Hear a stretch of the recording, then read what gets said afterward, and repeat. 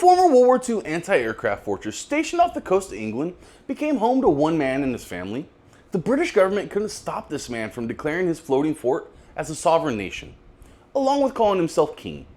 Welcome to the chat, King Roy Bates and the Principality of Sealand. With an origin story including piracy, kidnapping, romance, and government coups, Sealand is a hell of a masterclass on how to start your own country. Must stop the terror. Thank you. Now watch this drive.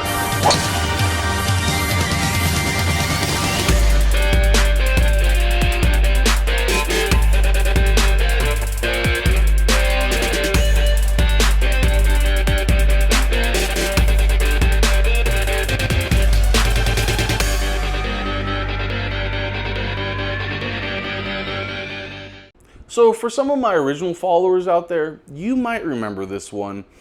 I did this at the start of my YouTube journey, and I really regret doing this video then because I didn't have the proper camera, the proper audio, lighting. I was just a dude with a $10 mic and a phone. I'm still a dude, but I'm just a dude with a little bit better equipment now. I wanted to redo this video because there's a lot more details that I missed because I was just learning how to research. I can't change history. I can only find more details and write a better story. And that's kind of what I've done today. At the end of the day, this is still the story of the country of Sealand, but it's better than when I first started my YouTube journey. Hopefully. Radio in the 1960s Britain was monopolized by the BBC. Not that BBC, this BBC. This is BBC Television. They played what they wanted to play, not what you wanted to hear. The Rolling Stones, the Beatles, and other popular bands of the time, they were only allowed about an hour of airtime a day. So what happens when one entity controls an entire market and it makes it illegal for any competition to pop up? Well, if you answered a black market, you'd be correct. A black market makes its way into the void. Rebel radio stations began popping up all over the country, broadcasting their illegal music on the radio, beginning what is now known as pirate radio. Most of these pirate radio stations operated off the coast of Britain and international waters. Like they were booger sugar bandits dodging the Coast Guard, but instead of smuggling nose beers, they were moving music. In 1965, Roy Bates commandeered one of these abandoned pirate ships. He named it Radio Essex. However, his newfound career, it was cut short when British Parliament passed a few laws tightening the noose on these rebel radio stations. Forced to abandon ship, he continued his search of a life of adventure, and not long after the closing of Radio Essex, Bates confiscated Fort Rough, a World War II era floating oil rig type structure that was illegally built 7 miles off the coast of the UK, 4 miles outside of British territorial waters. Meant to act as a first line of defense against bombing raids courtesy of the German Luftwaffe, it housed 100 Royal Marines and was capable of accommodating life for months at a time off the cold English coast. Outfitted with living quarters, a mess hall, and even a jail. Remember that part. Everybody got that? Good! This buoyant British barrier had all the essentials a family would need. Well, instead of restarting his rebel radio station that would be subject to British law, he had a different idea. You can't enforce the laws if you have no authority of the land. Well, the sea in his case.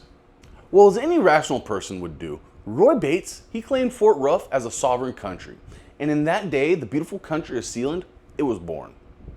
From this point in the video, when I'll be referring to the Bates family, I'll be referring to them in their royal titles because I find it fucking hilarious that the King of Sealand and the King of England, they're both legally kings. King Roy claimed sovereignty on September 2nd, 1967, naming his wife Queen Joan on her birthday.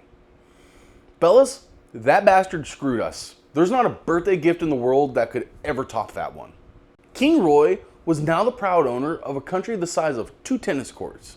And on the 25th of September 1975, the king completed the Constitution of Sealand, soon building a national identity with stamps, a national anthem, its own currency, and even making passports for its citizens. All 5 of them.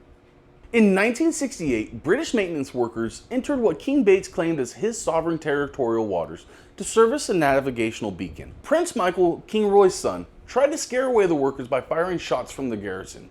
And because King Bates was still technically a subject of the British Crown at the time, he was summoned to court back at home in England for the incident that happened in international waters. However, the courts ruled that the platform King Bates called Sealand was out of territorial waters. Thus, this case couldn't proceed. It was out of British jurisdiction. The English government wasn't too happy about the Bates family cosplaying as a royal family on British property. So, as a show of force, the government blew up a neighboring fort as a scare tactic to pressure the family out of their new home and threaten them into submission. If they couldn't force them out legally, then they'd force them out by fear. However, King Bates was stubborn. He remained steadfast in his defiance of English authority. Tensions rose so high, the military planned an assault on the micronation to retake their fort. The plans were never completely disclosed, but we do know it involved 2 helicopters, a vessel from the Royal Navy, and a team of combat divers. Luckily, the invasion plan never came to a reality, and I'll explain why in just a moment. But first, I have to explain the German coup, because Germans always want to take the countries that aren't theirs.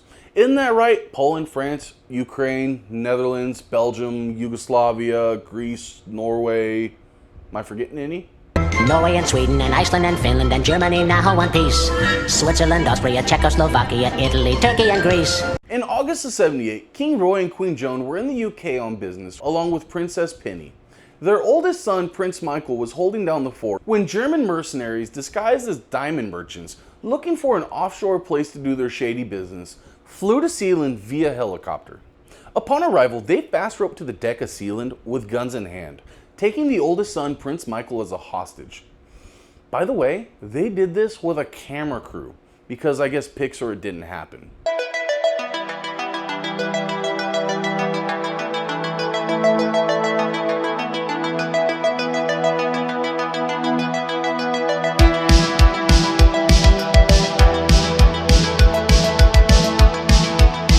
These mercenaries held Prince Michael hostage for 3 days until they loaded him on a fishing boat and shipped him to the Netherlands. Once he arrived, he was released where the prince was united with the rest of the royal family. So did the King of Sealand relinquish his royal title and start a new life in the English countryside? Hell no. No. No, man. Shit, no, man. I believe you get your ass kicked saying something like that, man. He gathered a few people that were loyal to him in the country. These men became a special forces unit overnight. But before you get all excited and start getting a chubby, they were more Delta Farce than Delta Force. These guys put the special in special operations. What do you see? Not much. Forgot to take off the lens caps. And he's in charge. I know. The unit devised Operation Trident. It was pretty much a carbon copy of the coup that just overthrew Roy Bates. A morning assault via helicopter, fast rope onto the deck of Sealand with guns in hand. If it worked once, it'll work again. Taking the German mercenaries by surprise, forcing a surrender, a successful counter coup was just orchestrated. And now the country was back under the control of King Bates.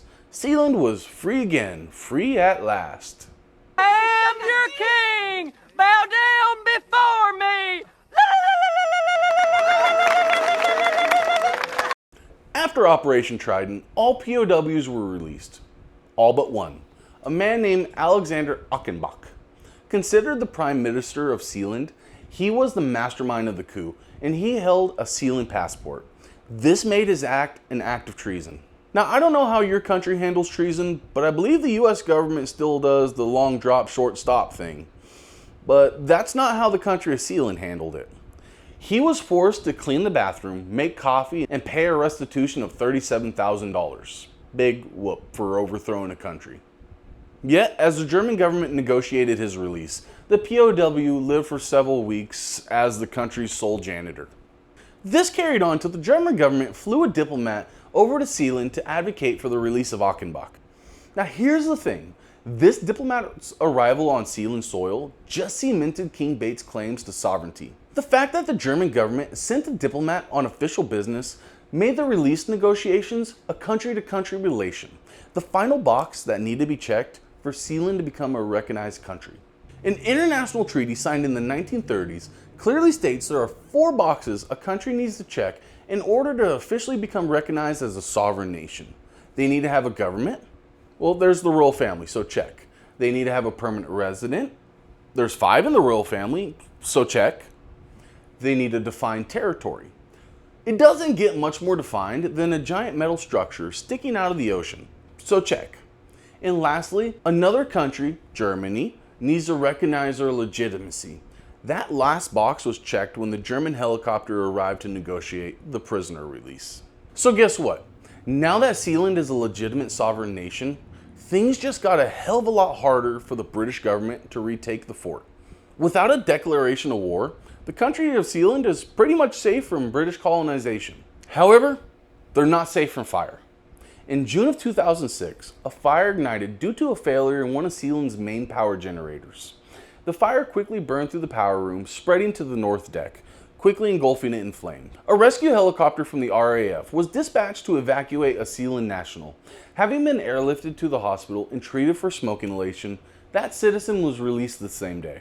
In January of 2007, Pirate Bay, a Swedish version of LimeWire, attempted to purchase the micronation due to harsh copyrights in their own home country.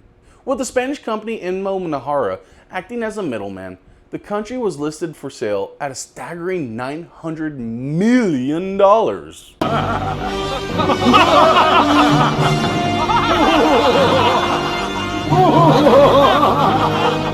However, it seems that nobody had nearly $1 billion to spend on their own island nation because the small platform still remains in the royal Bates family today. Sadly, all good things must come to an end, with King Bates' adventure of a life being no exception. Losing his battle to Alzheimer's, Roy Bates passed away at the ripe age of 91 on October 9th of 2012. The Alzheimer's had caused him to just walk off the side of the platform. I'm just joking, that's not really how he passed away. Even though he lives in Suffolk, where he runs a family fishing operation with his two sons, Prince Michael took over the throne, being promoted to King of Sealand, with Queen Joan passing away in Essex at a nursing home at the age of 86 on March 10th, 2016. Even though King Roy and Queen Joan had passed away, the spirit of Sealand still lives today. It's in the spirit of freedom and adventure. A country the size of 2 tennis courts defiantly stood up against a world superpower and won. If you enjoyed my video on Sealand and his royal family, then please leave a like, comment, share, and subscribe. And until next time, see you beautiful bastards in the next video. Must stop the terror. Thank you. Now watch this drive.